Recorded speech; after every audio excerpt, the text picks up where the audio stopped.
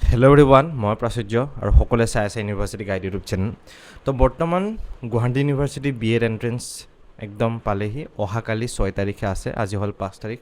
তো আজি আমি কিছুমান ইম্পৰ্টেণ্ট বস্তু ডিছকাছ কৰিম এই ভিডিঅ'টোত, যে B.Ed এন্ট্ৰেন্সটোত অহাকালি কিদৰে সকলোৱে এটেম্প কৰিব লাগিব কুৱেশ্যনখিনি, কিদৰে এটেম্প কৰিলে মেক্সিমাম মাৰ্কছ গেইন কৰিব পাৰিব।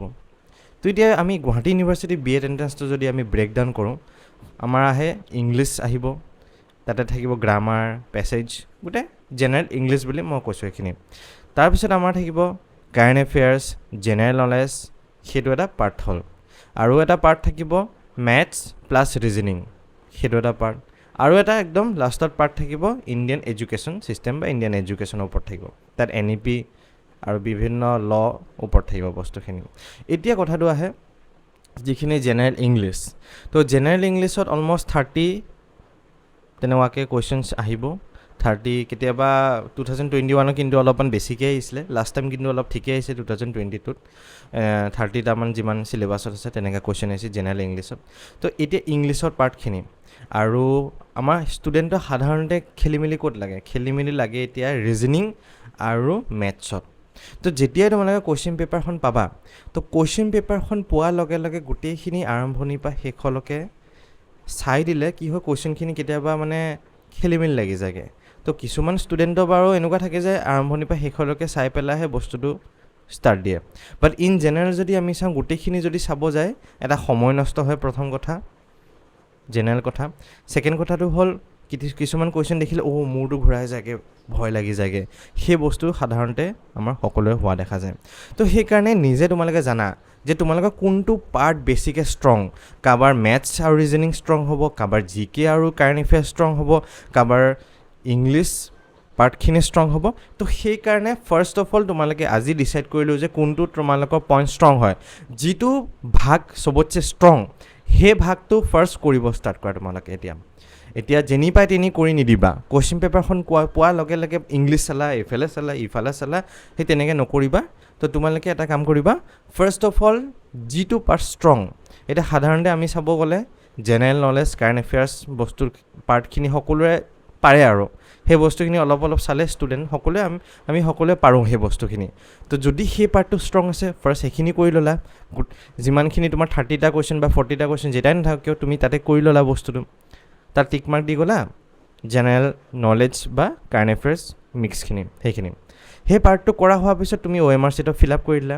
এতিয়া তাত ছাপ'জ 30টা কুৱেশ্যন আহিছে, সেই 30টা কুৱেশ্যনৰ ভিতৰত তুমি যিকেইটা পাৰা সেইকেইটা আগত কৰিবা। কিন্তু নিগেটিভ মাৰ্ক ক'ব গ'লে 1 নম্বৰকৈ আছে, মনত ৰাখিবা। নিগেটিভ বহুতে নিগেটিভ খাই দিয়ে ষ্টুডেণ্টে, সেই বস্তুটো মনত ৰাখিবা। ফাৰ্ষ্ট এটা কাম কৰিবা, যিকেইটা পাৰা, ছাপ'জ 30টাৰ ভিতৰত তুমি এতিয়া 20টা পাৰা, অ'কে।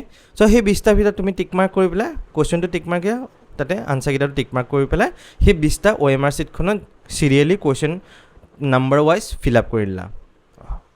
GK পাৰ্ট খতম, নোৱাৰাকেইটা পিছতকৈ চাই ল'বা। তাৰপিছত এতিয়া ইংলিছত আহোঁ। ইংলিছৰ ষ্টুডেণ্টখিনি ইংলিছত সাধাৰণতে অলপ চালে পাৰে, বা অলপমান প্ৰেক্টিছ কৰিলে ষ্টুডেণ্টে ইংলিছত পাৰা যায়, দেখা যায় আমাৰ। তো সেইখিনি ইংলিছ যিখিনি আছে, পেছেজখিনি ভালকৈ কৰিবা, একদম ইজি বস্তুখিনি আহে। গ্ৰামাৰ বস্তুখিনি অলপ চাবা, খালি অলপমান ষ্টাৰ্টিঙত টোক্কাটো মাৰিব নাযাবা আৰু ষ্টাৰ্টিঙত অলপমান মানে এনালাইজ কৰি চাবা বস্তুটো হৈছে নাই, এইটো হ'ব কোনটো, একদম চিয়'ৰ শ্বৰ্টখিনি কৰিবা ষ্টাৰ্টিঙত।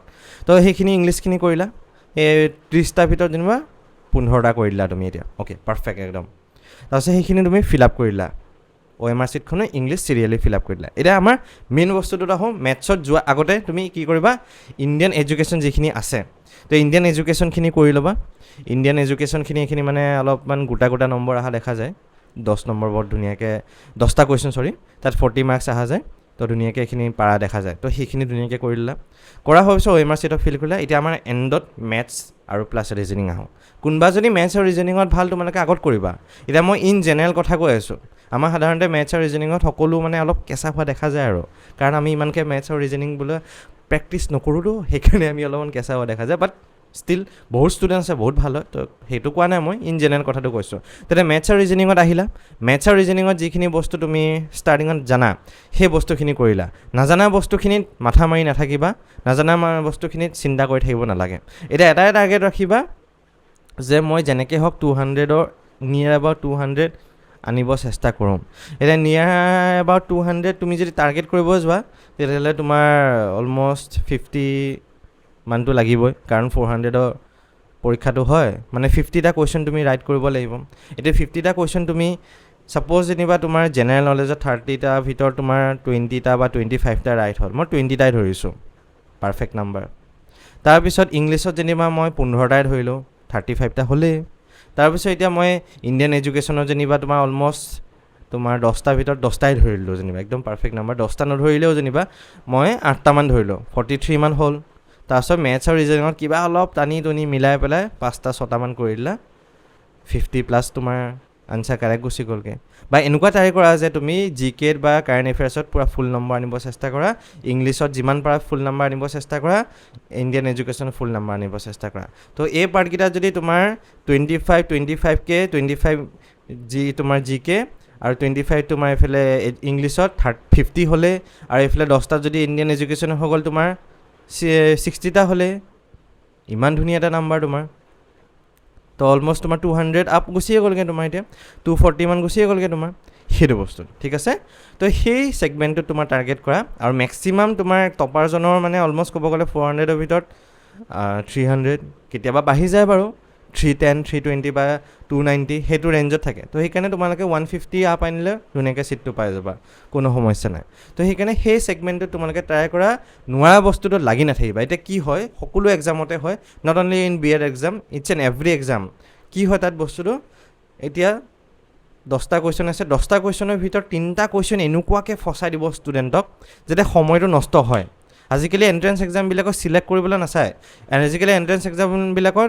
ষ্টুডেণ্ট এলিমিনেট কৰিবলৈ চায় তো সেইকাৰণে তোমালোকে সেই ছেগমেণ্টটোত মনত ৰাখিবা যে সেই 10টা কুৱেশ্যনৰ ভিতৰত 3টা বা 4টা কুৱেশ্যন এনেকুৱা থাকিব যে সেইকেইটা মই ফচি যাম সেইকেইটা মই নোৱাৰা কুৱেশ্যনটো তুমি যদি 30 ছেকেণ্ড বা 1 মিনিটত বা পঢ়ি পেলাই গম পাবা মই এইটো নোৱাৰোঁ ডেটছ ইট হাৰ্ছ ৰিয়েলিটি মই নোৱাৰোঁ একচেপ্ট ইট তোমালোকে একচেপ্ট কৰিবলৈ মই নোৱাৰা স্কিপ কৰা নেক্সট কুৱেশ্যনটোত যোৱা তো এই ছেগমেণ্টটো তোমালোকে ফ'ল' কৰিলে মোৰ হিচাপত 100% ছিটটো পাবা আই গেছ 200 এৰাউণ্ড যদি আহি যায় ছিটটো 100% পাবা তো টাৰ্গেট ৰাখা তুমি 200 ৰাখা ধুনীয়াকৈ তোমালোকে 150 180 আপ গুচি যাবগৈ বা 200 এৰাউণ্ডো ধুনীয়াকৈ আহি যাব তো যিটো ষ্ট্ৰং পইণ্ট সেইখিনি তোমালোকে ঠিক কৰা আজি সেইখিনি বস্তু অলপ চাই লোৱা আৰু ষ্ট্ৰং পইণ্টখিনি কাম কৰা আৰু ষ্ট্ৰং পইণ্টখিনি তোমালোকে এক্সামত এক্সিকিউট কৰিব চেষ্টা কৰা OMR ছিটখন ভালকৈ ফিল আপ কৰিবা খেলি মেলি নকৰিবা এণ্ড পাৰফেক্ট তো সকলোকে B.Ed কলেজত ছিট পাই যাবা তোমালোকে আৰু তো সেয়া থাকিলে মোৰ ফালৰ পৰা কামনা সকলোকে বেষ্ট উইচেছ থাকিলে